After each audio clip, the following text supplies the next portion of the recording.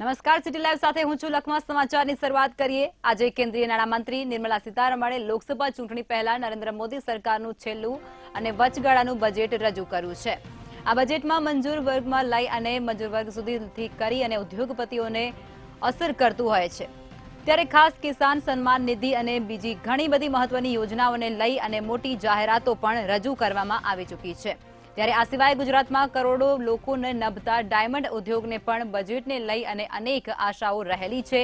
ખાસ કરીને ગુજરાતમાં ડાયમંડ લેબર વર્કમાં ભાવનગર જિલ્લો મોખરે છે. ત્યારે ડાયમંડ ઉદ્યોગ સાથે ભાવનગરમાં અનેક લોકો જોડાયેલા છે, જેમાં ઘણા લોકોએ બજેટ વિશે પોતાના વિચારો પણ રજૂ કર્યા છે. તેઓને બજેટમાં શું અપેક્ષા છે તેવું પણ આ લોકો દ્વારા ખાસ જણાવવામાં આવ્યું છે. તો આજે બજેટ રજૂ થઈ ચૂક્યું છે. બજેટને લઈ અને લોકોની શું અપેક્ષાઓ છે તેવો પણ લોકો જણાવી રહ્યા છે. ભાવનગરમાં બજેટને લઈ અને લોકોની અપેક્ષાઓ પણ સામે આવી રહી છે. ખેડૂતને બજેટથી શું લાભ થશે તે પણ એક મોટો ખેડૂતો માટે પ્રશ્ન ઉભો થયો છે. ત્યારે ડાયમંડ ઉદ્યોગકારોને બજેટને લઈ અને અનેક આશાઓ છે તે જોડાયેલી છે.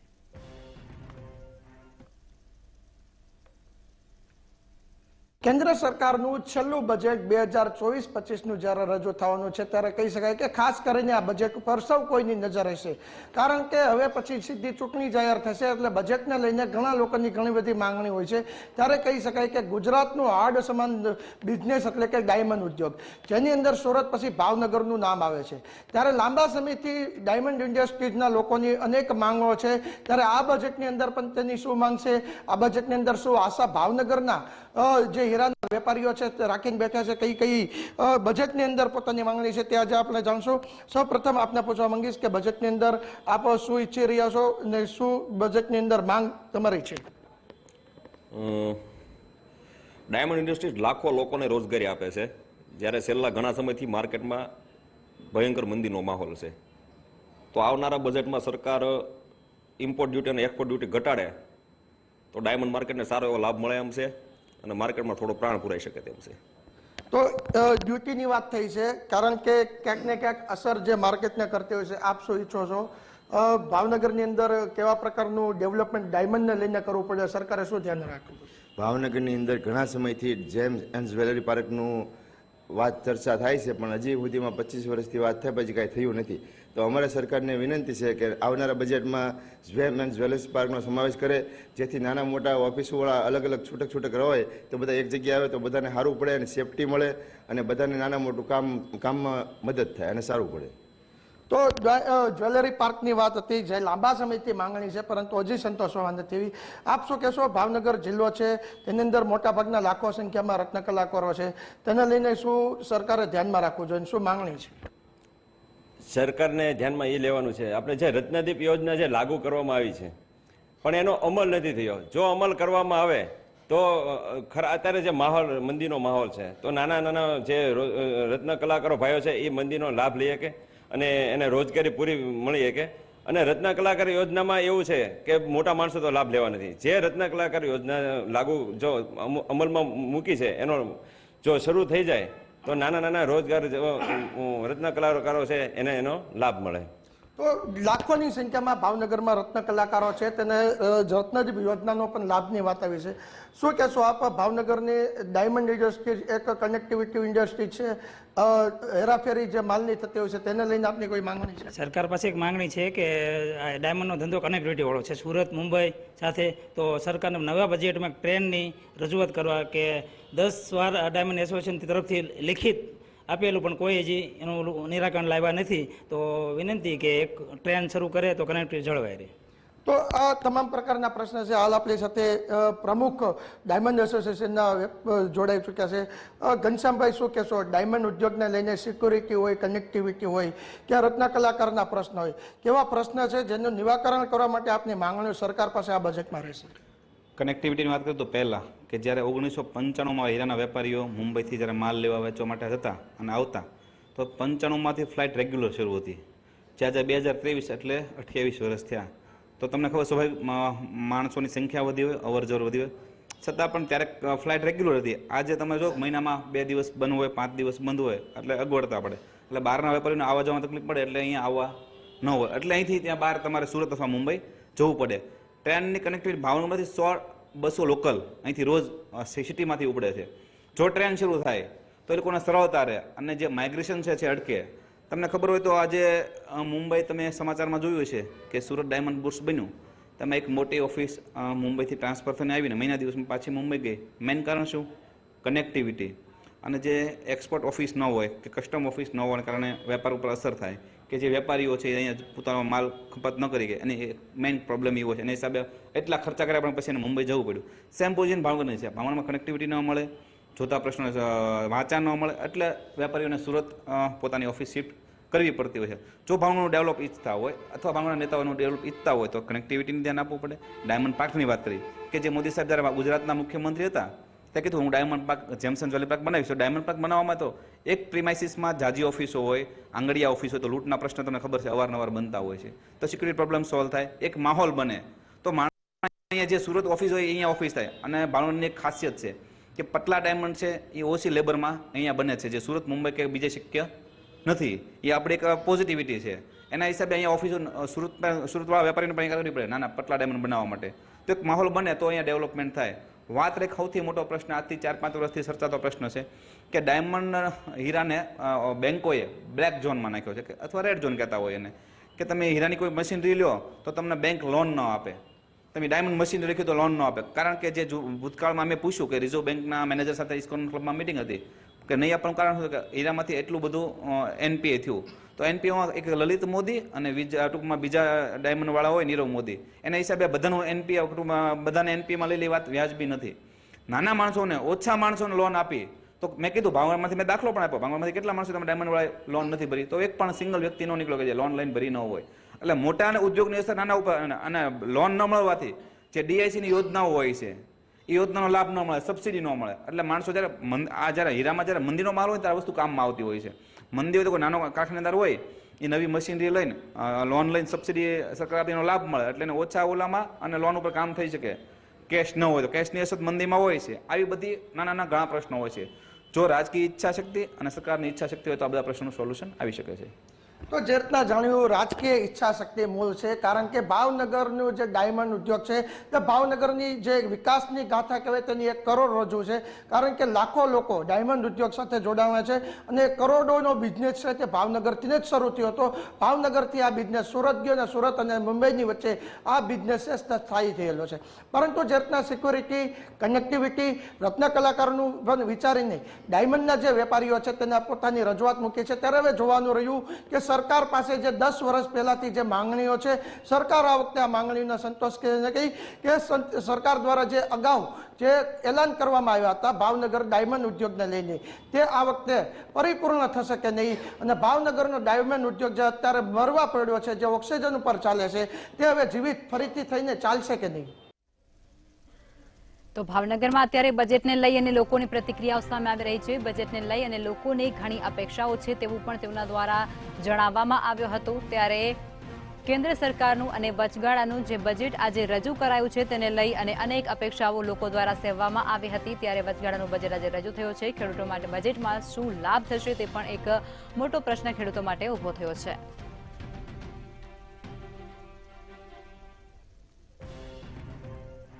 ભાવનગરમાં બજેટને લઈ અને લોકોની આશા શું છે તે ત્યારે પ્રતિક્રિયાઓ રૂપી સામે આવી રહી છે. બજેટને લઈ અને લોકોમાં અનેક અપેક્ષાઓ સાથે જોડાયેલી હતી. મજૂર અને ઉદ્યોગપતિઓને બજેટ ફળ્યું છે કે શું તે પણ એક મોટો પ્રશ્ન છે. તેની સાથે જ ખેડૂતોને બજેટથી શું લાભ થશે તે પણ ખેડૂતો માટે એક પ્રશ્ન બની ચૂક્યું છે. લોકસભા ચૂંટણી પહેલા આજે વચગાળાનું બજેટ છે કેન્દ્ર સરકારનું, તેને રજૂ કરવામાં આવી ચૂક્યું છે. નાણામંત્રી દ્વારા તેને રજૂ કરવામાં આવ્યું હતું.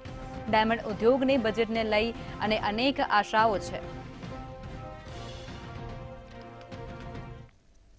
આજે લોકસભા ચૂંટણી પહેલા 2024નું બીજા સત્રનું બજેટ રજૂ કરવામાં આવ્યું છે, જેને લઈ અને રાજકોટ ચેમ્બર ઓફ કોમર્સના પ્રમુખ વીપી વૈષ્ણવે બજેટને લઈ અને પ્રતિક્રિયા આપી છે. આજના બજેટમાં કોઈપણ પ્રકારનો નફો કે નુકસાન થયો નથી. જુલાઈમાં પૂર્ણ બજેટ રજૂ કરવામાં આવશે ત્યારે સાચો ખ્યાલ આવશે તેવું જણાવ્યું છે. તેમજ બજેટ અને વચગાળાના ટેક્સ સ્લેબમાં કોઈ ફેરફાર કરવામાં આવ્યો નથી. ત્યારે નવા ફાયદાઓ અંગે વચગાળાના બજેટમાં જોગવાઈઓ પણ નથી કરાઈ. હાલ લઘુ ઉદ્યોગોને લઈ અને ફાયદો કરાવવામાં આવશે તે પ્રકારનું નાણામંત્રી દ્વારા કહેવામાં આવી ચૂક્યું છે. તો બજેટને લઈ અને અનેક રાજ્યોમાં છે તે પ્રતિક્રિયાઓ સામે આપવામાં આવી રહી છે. કેન્દ્ર સરકાર તરફથી વચગાળાનું બજેટ છે તે રજૂ કરવામાં આવ્યું છે અને આ બજેટને લઈને ચેમ્બર ઓફ કોમર્સનું શું કહેવું છે આપણે જાણવાની કોશિશ કરશું. તેઓ શું કહી રહ્યા છે, તેઓ શું માની રહ્યા છે. આપણી સાથે વીપી વૈષ્ણવ છે. વીપી, શું કહેશો? કેન્દ્રએ પોતાનું જે બજેટ છે તે રજૂ કર્યું છે, વચગાળાનું બજેટ છે, હજુ પણ ક્યાંક બજેટમાં સ્પષ્ટીકરણ થવાની બાકી છે. આ બજેટને આપ શું કહેશો બજેટને લઈને? મારી દ્રષ્ટિએ નિર્મલા સીતારામજીનું આ 2024નું ઇન્ટરીમ બજેટ છે એટલે આની અંદર બહુ એવો ફેરફાર થયો નથી કે જે આમ પબ્લિકની અપેક્ષા હતી. ખાસ કરીને ઇન્કમ ટેક્સના સ્લેબમાં ફેરફાર થાય, જીએસટીના સ્લેબની અંદર આજે ડબલ ઇન્કમ થઈ છે તો કંઈક ઘટાડો કરે, ફેરફાર થાય, પણ એવું નહીં રાખી અને કોઈ નવા કરવેરા પણ રાખ્યા વગર આ બજેટને રજૂ કર્યું છે. ત્યારે ઇન્ટરીમ બજેટ હોય આની અંદર ઘણા બધા ફેરફાર આપણે સૂચવા હતા. જે અત્યારે જે ઉદ્યોગકારોની વાત કરીએ તો એમએસએમઈ સેક્ટરની જે અમારી માગણી હતી એમાં અમુક રકમ ફંડિંગ એલોકેટ કરેલી છે, પણ કેટલી છે અને કેવી રીતે છે એનું સ્પષ્ટીકરણ નથી. એટલે આવનારા દિવસોમાં સ્પષ્ટીકરણ થયા પછી જ ખ્યાલ આવે. આમ બજેટની અંદર નહીં નફો નહીં નુકસાનના ધોરણે સમતોલ બજેટ કહી શકાય. ખાસ તો આ વખતે ચૂંટણી પણ યોજાવાની છે. ખાસ જે મધ્યમ વર્ગ હોય, ગરીબ વર્ગ હોય, તે લોકોમાં ઘણી બધી અપેક્ષા હતી. એ અપેક્ષા ક્યાંક હાલ સરકાર પૂરી પાડી શકે એમ નથી દેખાતી. શું કહેશો? આ અપેક્ષાને કઈ રીતે જોવો છો આપ? મધ્યમ વર્ગની અપેક્ષાઓમાં બે જ વસ્તુ હોય કે મોંઘવારીનો વધારો ન થાય ને ઇન્કમ ટેક્સના સ્લેબમાં ફેરફાર થાય. આઈટીના સ્લેબમાં કોઈ ફેરફાર થયેલો નથી અને જ્યારે મોંઘવારીની વાત કરવામાં આવે તો મોંઘવારીનો દર ઘટ્યો નથી ને સાથે વધારો પણ થાય એવા કોઈ ચાન્સીસ નથી. એટલે આને સમતોલ કહી શકાય. અને આવનારા દિવસોમાં જુલાઈમાં પૂર્ણ બજેટ રજૂ થશે ત્યારે ચોક્કસપણે અત્યારનો જે વિકાસ છે એ આપણી નજર સમક્ષ દેખાઈ રહેશે. ચેમ્બરની શું અપેક્ષા હતી કેન્દ્ર સરકાર સમક્ષ? કેન્દ્ર સરકાર પાસે ચેમ્બરની 2-3 મોટી અપેક્ષા એ હતી કે ઉદ્યોગકારોને એટલે કે એમએસએમઈને જ્યારે બૂસ્ટ મળવાની વાત આવે ત્યારે એને બૂસ્ટ આપવું જોઈએ, એને ઇમ્પોર્ટન્સ આપવું જોઈએ. ઇન્કમ ટેક્સના સ્લેબમાં ફેરફાર કરવો જોઈએ, પણ સાથોસાથ કોર્પોરેટ જગતના ઇન્કમ ટેક્સના 25% વાળો 22% કરીને થોડોક ફેરફાર કરેલો છે, પણ એની અંદર હજી વધારો ફેરફાર કરવો જોઈએ. અને એલએલપી કંપનીને અને કોર્પોરેટની સાથે બેનો ટેક્સ હોવો જોઈએ, સ્લેબ રેશિયો, એમાં ઘણી વિસંગતા છે, એ દૂર થવી જોઈએ. દૂર નથી થઈ એ ખરેખર દુઃખદ ઘટના કહી શકાય. પણ આ જે ફેરફાર કરેલો છે અને આવનારા દિવસોમાં ચેમ્બરને એમએસએમઈને જે બૂસ્ટ મળવું જોઈએ એને જુલાઈની અંદર સંપૂર્ણપણે બૂસ્ટ આપીને પૂરું કરવું જોઈએ એવું મારું સ્પષ્ટ માનવું છે. આપણી સાથે વીપી વૈષ્ણવ જેવું જણાવી રહ્યા છે કે ચેમ્બર પાસે જે ચેમ્બરની ઘણી બધી અપેક્ષા હતી કેન્દ્ર સરકાર પાસેથી. મહત્વની બાબત એ છે કે એમએસએમઈ જે સેક્ટર છે તેને બૂસ્ટ મળવું જોઈએ. આ મુખ્ય માંગણી ક્યાંક હાલ ચેમ્બર ઓફ કોમર્સ રાજકોટ કરી રહી છે. તો રાજકોટ વાસીઓ પણ બજેટને લઈ અને પ્રતિક્રિયા આપી રહ્યા છે.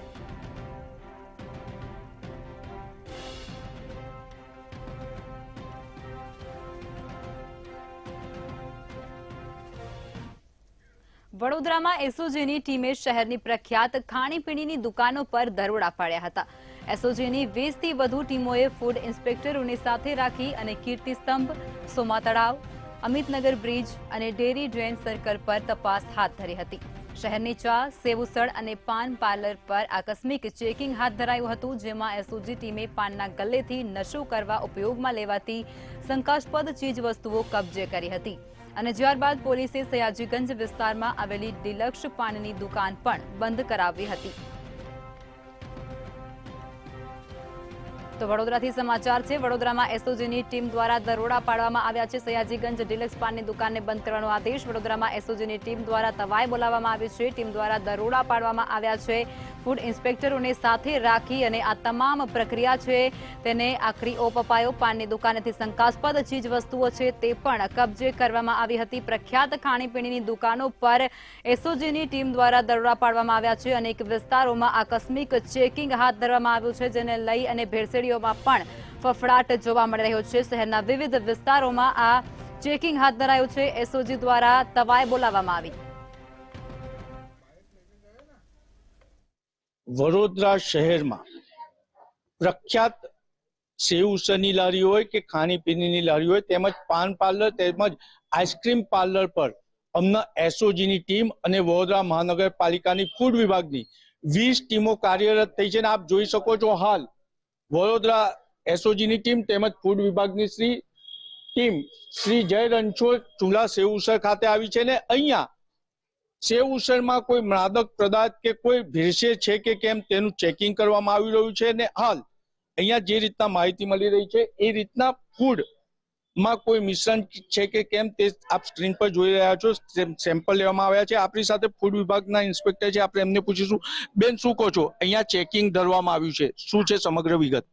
અહીંયા ચેકિંગ હાથ ધરવામાં આવ્યું છે ને અહીંયાથી 2 નમૂના લેવામાં આવ્યા છે, તરી અને ઉસળ, અને અમારી લેબોરેટરી ખાતે ટેસ્ટિંગમાં જશે અને એનો જે રિપોર્ટ આવ્યાથી આગળની કામગીરી કરવામાં આવશે. અત્યાર સુધી તમે જે ચેકિંગ કર્યું છે એમાં શું ખામી મળી?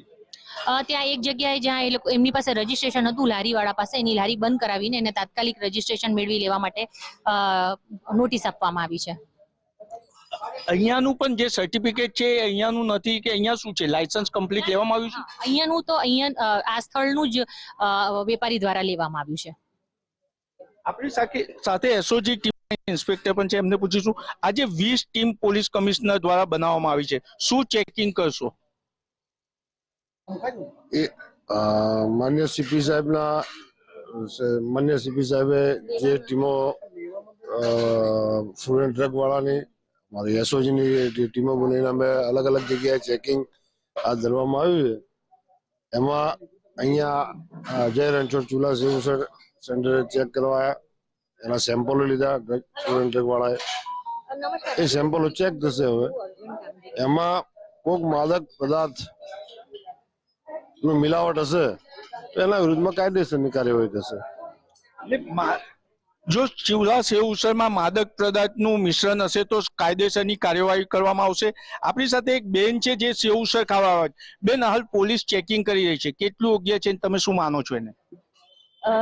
યોગ્ય છે, થોડા ટાઈમે કરવું જોઈએ તો પબ્લિકને જાગૃતતા પણ એટલી જ રહે. બસ મારું એ જ માનવું છે. પોલીસ અને ફૂડ વિભાગે થોડા સમયે થોડા અંતરે ચેકિંગ કરવું જોઈએ તેમ કે છે. આપણી સાથે બીજા પણ એક બેન છે, એમને પૂછીશું. બેન, સેવ ઉસળ ખાવા આવ્યા છો, હાલ પોલીસે 20 ટીમ કાર્યરત કરી અને ચેકિંગ કરવામાં આવ્યું છે, અને તમે કેવી રીતના જુઓ છો? બહુ સારું છે કે એટલે આવી રીતે કઈ આગળ બધા કેસીસ બને છે તો એ ઓછા થાય અને જે યંગસ્ટર્સ છે એ લોકોને પ્રોપર ગાઈડન્સ મળે. સો સારું છે કે પોલીસ જે કામ કરી રહી છે એ સારું જ કરી રહી છે. એટલે પોલીસ અને ફૂડ વિભાગની કામગીરીને નાગરિકો પણ બિરદાવી રહ્યા છે, સાથે સાથે કહી રહ્યા છે કે આવી કામગીરી વારંવાર થવી જોઈએ, જેનાથી આવા માદક પદાર્થો કોઈ મિલાવતા હોય તો એ રૂકાવટ આવે. તો વડોદરાથી સમાચાર. વડોદરામાં એસઓજીની ટીમ દ્વારા દરોડા પાડવામાં આવી રહ્યા છે. અનેક વિસ્તારોમાં આકસ્મિક ચેકિંગ હાથ ધરવામાં આવ્યું.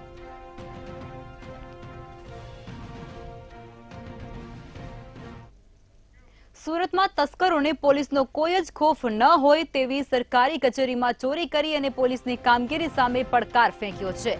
વરાછા ઝોન એની બોર્ડ ઓફિસમાં તસ્કરો કોમ્પ્યુટર અને પ્રિન્ટરની ચોરી કરી ફરાર થઈ ગયા છે. કોમ્પ્યુટરની ચોરી થતાં જ ડેટા ચોરાયા હોવાની ઘટનાને પગલે પોલીસે ગુનો નોંધી આગળની તપાસ પણ હાથ ધરી છે. તો સુરતથી આ ઘટના સામે આવી છે, જેમાં સરકારી કચેરીઓ જ સુરક્ષિત નથી તેવું સાફ વર્તાઈ રહ્યું છે, કારણ કે તેની અંદર જ તસ્કરો દ્વારા બેફામ ચોરીને અંજામ આપવામાં આવ્યો છે. કોમ્પ્યુટર અને પ્રિન્ટર સહિતની જે ચીજ વસ્તુઓ ઓફિસની અંદર હતી તેને ચોરી કરવામાં આવી છે. ત્યારે આ સમગ્ર મામલે પોલીસ દ્વારા તપાસ પણ હાથ ધરી દેવામાં આવી છે. અનેક ડેટા ચોરાયા હોવાનું પણ જ્યારે સામે આવ્યું છે, ત્યારે પોલીસ દ્વારા આ ઘટનાની ઊંડાણપૂર્વક તપાસ પણ હાથ ધરવામાં આવી રહી છે. ત્યારે કહી શકાય છે કે સુરતમાં અત્યારે તસ્કરો બેફામ બન્યા હોય તેવી ઘટનાઓ વારંવાર સામે આવી રહી છે. ત્યારે હવે સરકારી કચેરી પણ સુરક્ષિત નથી તેવું સાફ વર્તાઈ રહ્યું છે. સરકારી કચેરીમાં પણ ચોરીની ઘટનાને અંજામ મળ્યો છે.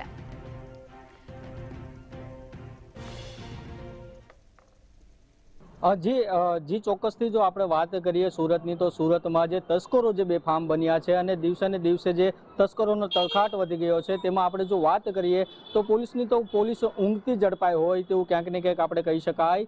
અને હાલ અત્યારે જે પોલીસ જે છે તે ઊંઘતી ઝડપાઈ છે. અને ખાસ કરીને આપણે વાત કરીએ ગઈકાલ રાતની, તો ગઈકાલે રાત્રે એક સુરત મહાનગરપાલિકાની વરાછા ઝોન કચેરીની અંદર તસ્કરોએ જે ત્રાટક્યા હતા અને મોડી રાત્રે કચેરીનું તાળું તોડ્યા બાદ તેઓએ અંદર જે છે તે ચોરી કરી હતી.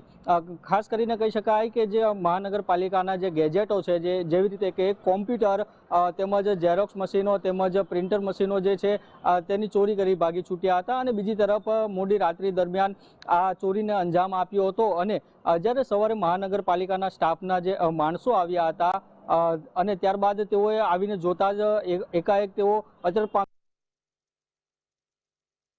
કંઈક અજુગતું થયું છે અને તપાસ કરતાની સાથે જ અંદર ખ્યાલ આવ્યો હતો કે ક્યાંક ને ક્યાંક અહીં જ અણબનાવ બન્યો છે અને ચોરીની ઘટના બની હોય તેવું સામે આવ્યું હતું. તેને લઈને તેઓએ જે કર્મચારીઓ છે તે પોતાના ઉચ્ચ અધિકારીઓને જે જાણ કરી હતી ને જાણ કરતાની સાથે જ ઉચ્ચ અધિકારીઓ દ્વારા પોલીસને પણ જાણ કરવામાં આવી હતી. તો બીજી તરફ જે પોલીસ જે છે તે પોલીસ પણ ઘટના સ્થળે આવી હતી અને તપાસ હાથ ધરી હતી અને ત્યાં ચોરી થયા હોવાનું માલુમ થયું હતું. તો બીજી તરફ હાલ અત્યારે પોલીસ દ્વારા સીસીટીવીના આધારે જે હાલ અત્યારે કેટલા તસ્કરો હતો અને કયા પ્રકારની ચોરીને અંજામ આપ્યો છે તે દિશામાં હાલ અત્યારે તપાસ હાથ ધરી છે. તો બીજી તરફ આપણે વાત કરીએ કે ગુનેગારો જે છે આવી રીતે રાત્રિ દરમિયાન ક્યાંક ને ક્યાંક કેટલાક બંધ મકાનોને તેમજ અન્ય ઓફિસો તેમજ ને નિશાન બનાવતા હોય છે, પરંતુ હાલ અત્યારે જે આ મહાનગરપાલિકાની કચેરીને જે છે તેને હાલ અત્યારે દ્વારા નિશાન બનાવવામાં આવ્યું છે અને હાલ તો અત્યારે હદ થયો તેવું કહી શકાય અને પોલીસ સામે પણ ક્યાંક ને ક્યાંક હાલ અત્યારે સવાલો ઊભા થઈ રહ્યા છે. અને જો વાત કરીએ આ તસ્કરો, તો તસ્કરો ગત રોજ મોડી રાત્રિના દરમિયાન આવ્યા હતા અને સુરત મહાનગરપાલિકાના જે ગેજેટો હતા તે ગેજેટો ચોરીને ફરાર થઈ ગયા હતા. આ મામલે જે પોલીસ છે તે હાલ અત્યારે વધુ તપાસ હાથ ધરી રહી છે. તો સુરતથી સમાચાર. સુરતમાં તસ્કરો બેફામ બન્યા છે તેવી ઘટનાઓ સામે આવી. જૂનાગઢ માર્કેટ યાર્ડમાં જણસીની આવકમાં પુષ્કળ વધારો થયો છે. કપાસ અને તુવરની મોટા પ્રમાણમાં આવક થઈ રહી છે, જેની સામે ખેડૂતોને સારા એવા ભાવ પણ મળી રહ્યા છે. જણસીની સિઝન શરૂ થાય તે પહેલા જ તુવેરની મોટા પ્રમાણમાં આવક જોવા મળી છે. એક જ દિવસમાં તુવેરના 11,000 કટ્ટાની આવક માર્કેટિંગ યાર્ડમાં નોંધાવવામાં આવી છે, પરંતુ વાવણી કરેલી તુવેરની આવક હજુ બાકી છે. ખેડૂતોને તુવેરનો ભાવ 2,000 થી લઈ અને 2,200 રૂપિયા સુધીનો મળી રહ્યો છે અને કપાસની આવક પણ ખૂબ જ સારી જોવા મળી છે. ત્યારે જૂનાગઢ માર્કેટિંગ યાર્ડમાં પ્રતિ દિવસ કપાસની 300 થી 400 ક્વિન્ટલ આવક નોંધાઈ રહી છે. માર્કેટમાં ખેડૂતોને કપાસનો ભાવ 1,400 થી લઈ અને 1,450 સુધી મળી રહ્યો છે. ચોક્કસ કે જે રીતે જૂનાગઢની માર્કેટિંગ યાર્ડમાં જણસીની આવક છે તે પુષ્કળ પ્રમાણમાં આવી રહી છે. જે રીતે વાત કરવામાં આવે તો હાલ જૂનાગઢ માર્કેટિંગ યાર્ડમાં સૌથી વધુ આવક છે તે તુવેર અને કપાસની નોંધાઈ રહી છે, જેમાં જે તુવેર છે તે એક જ 11,000 કટ્ટાની છે આવક નોંધાઈ છે અને જેની સામે ખેડૂતોને તુવેરના 2,000 થી લઈ અને 2,200 સુધીનો ભાવ મળી રહ્યો છે. એક જ દિવસમાં 11,000 કટ્ટાની આવક છે તે તુવેરની નોંધાઈ છે.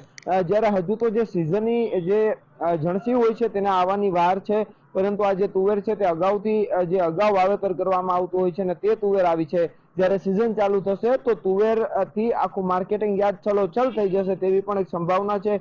હાલ જૂનાગઢની માર્કેટિંગ યાર્ડમાં એક જ દિવસમાં 11,000 કટ્ટાની આવક નોંધાઈ છે અને જેને લઈને સારા ભાવ ખેડૂતોને મળી રહ્યા છે. બીજી તરફ જે રીતે કપાસની વાત કરવામાં આવે તો કપાસના પણ ઢગલા છે તે માર્કેટિંગ યાર્ડમાં થયા છે અને એક જ દિવસમાં કપાસનું જે તે 300 થી 400 જેટલું ક્વિન્ટલ આવક નોંધાઈ છે અને એક મહિનાની અંદર 11,000 ક્વિન્ટલની આવક છે તે જૂનાગઢની માર્કેટિંગ યાર્ડમાં કપાસની નોંધાઈ છે. તેની સામે ખેડૂતોને આ જે કપાસના છે 1,400 થી 1,450 સુધીનો ભાવ છે તે મળી રહ્યો છે. હાલ તો જે રીતે જણસીની આવક માર્કેટિંગ યાર્ડમાં થઈ રહી છે અને જેને લઈને ખેડૂતો છે તે માર્કેટિંગ યાર્ડની જે ઓપન બજાર છે તેમાં આજે હરાજી કરવામાં આવી રહી છે અને જેમાં ખેડૂતોને સારામાં સારો ભાવ મળી રહ્યો છે. ખેડૂતો પણ ખુશખુશાલ જોવા મળી રહ્યા છે. તુવેર અને કપાસની સાથે અન્ય જે સિઝન જર્સી હોય છે તેની પણ આવક શરૂ છે માર્કેટિંગ યાર્ડમાં, પરંતુ સૌથી વધુ જૂનાગઢની માર્કેટિંગ યાર્ડમાં તુવેર અને કપાસની જે આવક છે તેમાં દિવસે ને દિવસે વધારો થઈ રહ્યો છે. આગામી દિવસોમાં આનાથી પણ ડબલ વધારો જે કપાસ અને જે તુવેર છે તે જણસીમાં થઈ શકે છે તેવી સંભાવના છે. માર્કેટિંગ યાર્ડમાં તમામ જે પૂરતી વ્યવસ્થાઓ છે તે ગોઠવી દેવામાં આવી છે ને હજુ પણ ડબલ જે આવક નોંધાય તેનો સામનો કરવા અને તેની પણ હરાજી કરવા માટે જે રીતે માર્કેટિંગ યાર્ડના સત્તાધીશો છે તેમના દ્વારા તમામ તૈયારીઓ છે તે કરી દેવામાં આવી છે. હાલ જૂનાગઢ માર્કેટિંગ યાર્ડમાં કપાસના જે 1,400 થી 1,450 ભાવ બોલાઈ રહ્યો છે, તો બીજી તરફ 2,000 થી 2,200 નો ભાવ છે તે તુવેરનો છે તે બોલાઈ રહ્યો છે. હાલ આ સમગ્ર જે ભાવ છે તે સારો મળી રહ્યો છે ખેડૂતોને, અને જે રીતે માર્કેટિંગ યાર્ડમાં જણસીની સારામાં સારી આવક સૌરાષ્ટ્રની અંદર પ્રથમ નંબરે થઈ રહી છે તેવું હાલ જાણવા મળ્યું છે. જી, તો જૂનાગઢમાં જણસીની આવકમાં વધારો થઈ રહ્યો છે. ખેડૂતોને સારા ભાવ મળતા ખુશખુશાલ જોવા મળ્યા.